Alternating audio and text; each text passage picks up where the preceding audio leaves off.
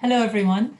My name is Anne-Marie Morrissey, and I am absolutely delighted to have been invited to facilitate this webisode entitled Occupational Therapy, Neurorehabilitation and COVID-19 for the 2021 European NeuroConvention. I myself am a lecturer in occupational therapy in the School of Allied Health at the University of Limerick in Ireland. I am also an elected member of the Executive Committee of COTEK, and as such, I'd like to begin by providing just a brief overview of COTEK and its work. So COTEK is the European Association for all occupational therapists via their national associations, with the purpose of ensuring an adequate number of high-quality practitioners and services in Europe.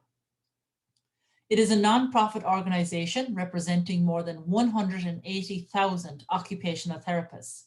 Its key mission is ensuring that occupational therapy is valued, visible, available and accessible across Europe.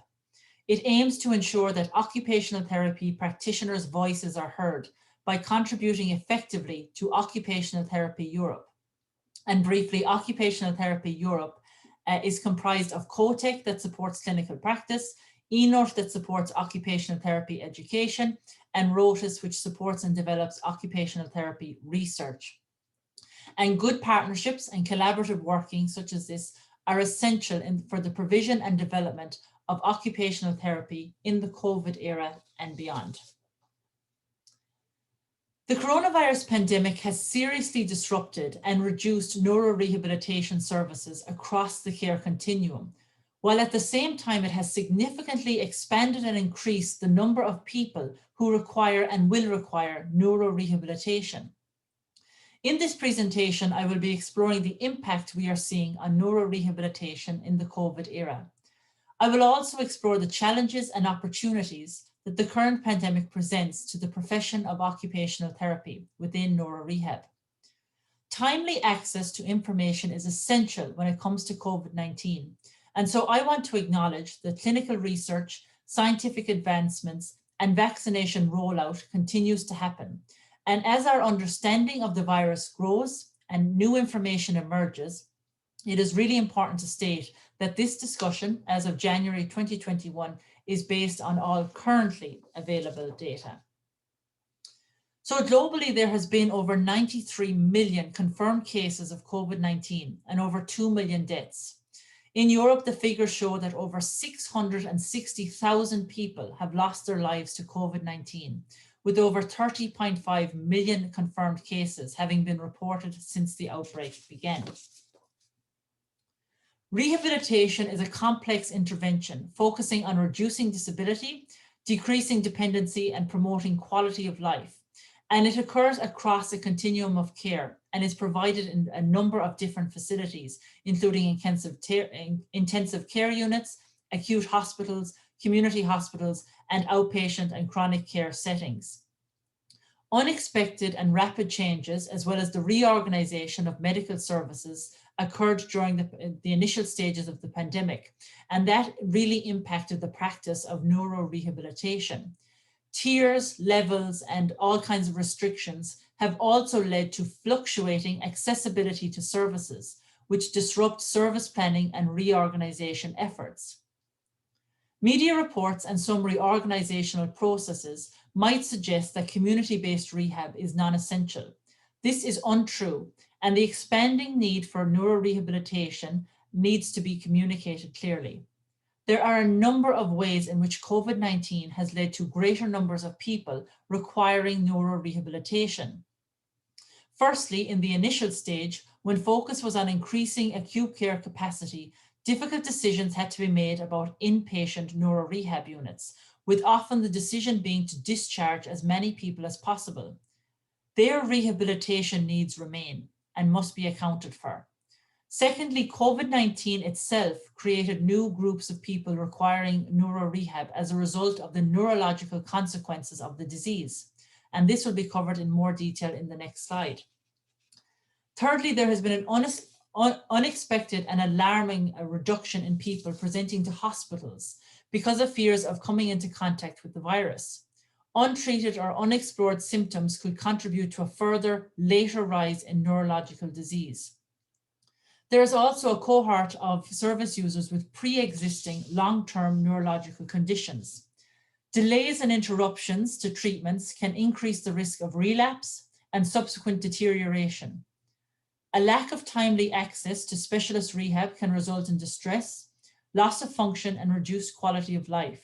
Similarly, people with rare neurological conditions who are already finding it difficult to access neurorehab may be further overlooked. An example of this would be people living with disorders of consciousness, many of whom are living in residential care settings. And as we know, these settings were also disproportionately affected by the pandemic. The final cohort of people are the ones who will experience long-term neurological consequences of COVID, even those who were asymptomatic initially. Long COVID and the long-term impact of an increased sedentary lifestyle are not yet fully understood, and screening for long-term persistent neurological involvement may be required in time. Specialist rehab services are frequently under-resourced and limited, even in the absence of a pandemic. It seems likely that the gap between what is needed and what can be provided will become even wider post-COVID.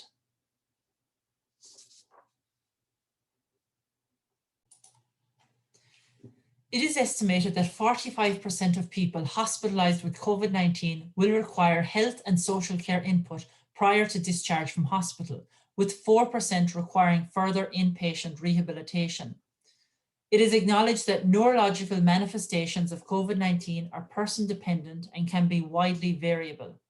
In October 2020, the German Society of Neurology published the first guidance on the neurological manifestations of this new infection, providing guidance for the care of patients with neurological conditions with and without the COVID-19 infection.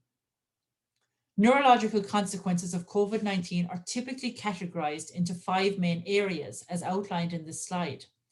Data suggests that the virus leads to a number of neurological issues, such as novel COVID-related stroke, critical illness myopathy or neuropathy, Guillain-Barré syndrome, brain injury from prolonged hypoxia, acute disseminated encephalomyelitis, and necrotizing hemorrhagic encephalopathy affecting the brainstem. The presentation and clinical implications of neurological manifestations will continue to unfold, but are significant. The World Health Organization's Rehabilitation in Health framework outlines the many types and locations neurorehab occurs within.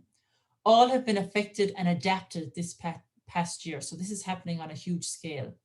Additionally, the British Society of Rehab Medicine outlined a number of challenges that COVID-19 poses to neurorehab services, including the disruption to normal rehab services and the inability to deliver normal community rehab. Not only this, but relationships are disrupted due to social isolation, disruption to family life, and reported increased rates of domestic violence. Service users admitted to available inpatient neurorehab centers are also isolated from families due to no visitor policies. Additionally, patients and families may not have a choice about placement and may be placed in facilities far from their homes and in a new environment without support from their families. There has also been a negative impact on the emotional well-being of both service users and clinicians throughout the pandemic. Specialist training and education of health and social care professionals has also been impacted. The British Society of Rehab Medicine also acknowledged the challenges around prehabilitation. So prehabilitation focuses on improving a person's functional abilities and mental resilience ahead of events that are stressful to the body and our mental health and well-being. The organizations state that there is justification to scale up prehabilitation to at-risk populations, but as such, no resources are in place, or no adequate resources are in place to do this on a large scale. And finally, service developments are advancing rapidly and at a rate that is unable to facilitate comprehensive service evaluation. And guidance for remote service design and evaluation is required as services develop in a trial and error way at times due to need. The World Federation of Occupational Therapists, or the WFOT, launched a public statement about the response of occupational therapists to the pandemic of COVID-19, stating the profound impact on lives, health, and well-being of individuals, families, and communities worldwide. The WFOT is also engaging with the World Health Organization in meetings, briefings, and strategy development. So we do have a seat at the table. As a profession, we recognize the consequences and changes that are occurring in how people access and undertake their occupations as a result of the pandemic. These include, but are not limited to, accessing resources, activities of daily living, communication, mobility, social isolation, displacement, mental health, and well-being. Occupational therapists understand the vital need to access and use infection control measures, combined with the need to sustain good psychological, mental health, and stamina in order to stay safe and healthy. Occupational therapists are working with people to develop strategies to facilitate continued access to their occupations, and this involves use of assistive technology and telehealth. The Royal College of Occupational Therapists in the UK, in their guidance document, have outlined the many different areas in which occupational therapy can contribute to rehab, including neurological and psychological interventions to address difficulties outlined in this slide. There is an opportunity to lead and showcase our occupational expertise across all stages of care. And additionally, it also challenges us to build relations between context, policies, and the lived experience for that person. Infection from coronavirus requires admission to intensive care for the management of acute respiratory distress syndrome in about 5% of cases. Many may also initially need to be transferred as inpatients to neuro-rehab centres to recover from moderate to severe impairments. Following ICU care, people can also experience physical, psychological, and cognitive dysfunction. Cognitive impairment is said to occur in 30 to 80% of ICU survivors. New physical impairments also occur in 25 to 80% of cases. Post-traumatic stress disorder varies in severity and is thought to occur in between 8 to 57% of cases also. Survivors can also experience anxiety and depression. At present, there is little information about the health, rehab, and social needs of those surviving COVID-19. We know that there is a clear alignment with our occupational therapy scope of practice within all stages, but particularly within critical care, which is so important. We have a key role to play within the multidisciplinary team, and the contribution of occupational therapy in the frontline defense of COVID-19 must certainly be acknowledged. The World Federation of OT completed a global survey to determine the impact of COVID-19 for occupational therapy practice, research, and education. It also sought to identify needs and recommendations for future resources and support. 2,750 occupational therapists, occupational therapy assistants, and students in 100 countries responded to the survey and acknowledged the widespread impact on practice due to severe restrictions, new job demands, lack of technology, changing work conditions, and resource limitations. Many respondents experienced personal health issues, and many reported reduced morale and safety concerns. Those working in a clinical role were less likely to feel safe or highly effective.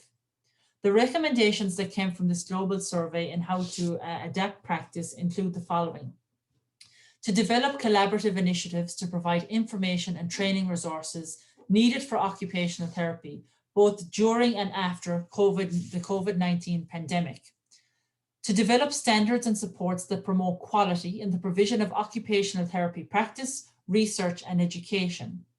To advocate for access to occupational therapy to facilitate full participation and inclusion of people in society as a human right.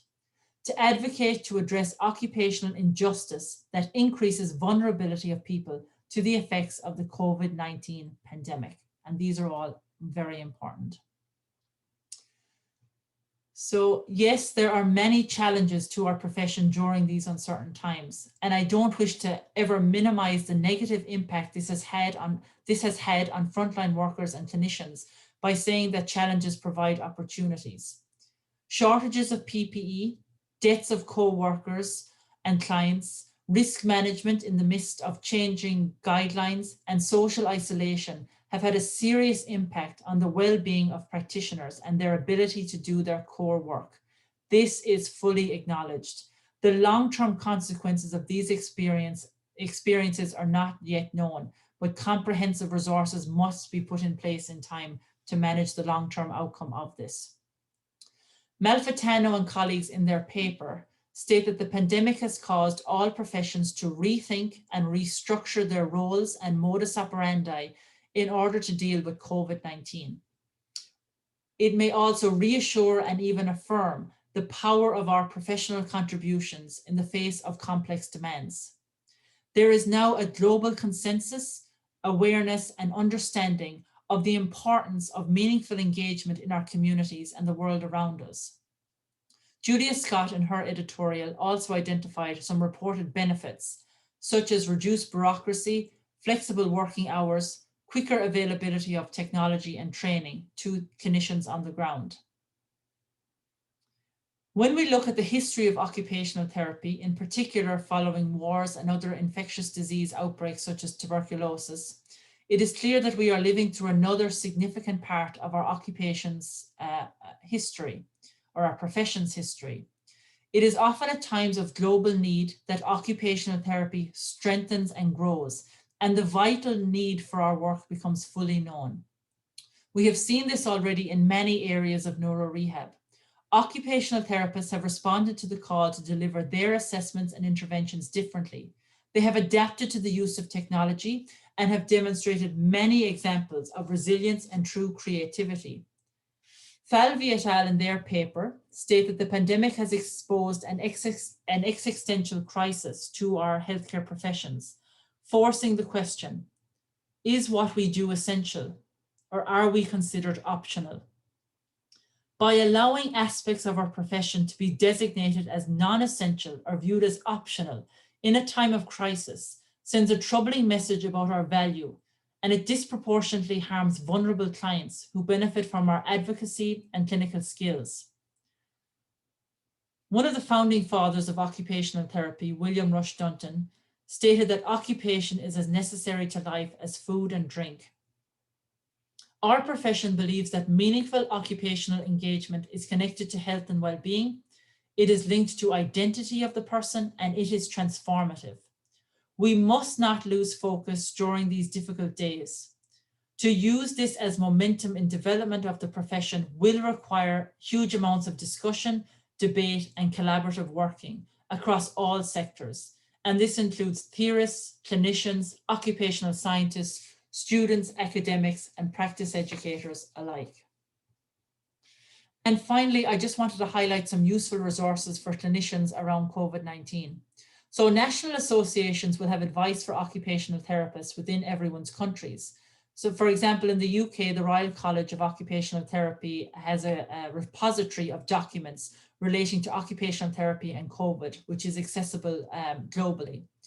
The Australian Association of Occupational Therapists published the guide, Normal Life Has Been Disrupted, Managing the Disruption Caused by COVID-19. And this was developed to support the mental health of people by helping them to adapt to the situation and maintain occupational participation. Other useful resources include the Rapid Info for You repository, which began in the University of Limerick. And this is a simple service for all allied health professionals. It provides access to knowledge relevant to clinical practice in the context of COVID-19, and it does so in two ways. So the first way is that people can search the repository, and it contains carefully selected resources such as government guidelines, professional body recommendations, and research evidence. It has already answered questions in relation to occupational therapy on the following topics: telehealth guidance, recommendations for administering assessments via telehealth, and returning to work after a COVID-19 hospitalization. And those questions have been answered in respect to the second aspect of the Rapid Info for You repository, and that is that clinicians can go on there and ask a question. And once a question is asked, the team of researchers and experienced clinicians behind the repository will conduct a rapid evidence search and summary, and they will draw on a wealth of experience in specific areas to provide you with a rapid response to your query. And that has been really helpful and useful. And additionally, COTEK and the World Federation of OT have collection of occupational therapy resources via the following links. The WFOT has also established a dedicated free online platform to support requests to network, share, and develop resources regarding the impact of COVID-19 and its relevance to occupational therapy. This forum is available on the Occupational Therapy International Online Network, and you will also see a link once you click on that link under the WFOT section on this slide also. And I'd finally like to say thank you so much for your time and for listening. It has been a bit of a whistle-stop tour due to time limitations, but if anyone would like to ask any questions or requires any further information or would like to discuss this, my contact details are above. Thank you all once again for listening, and I hope everyone stays safe in these uncertain times. Thank you so much.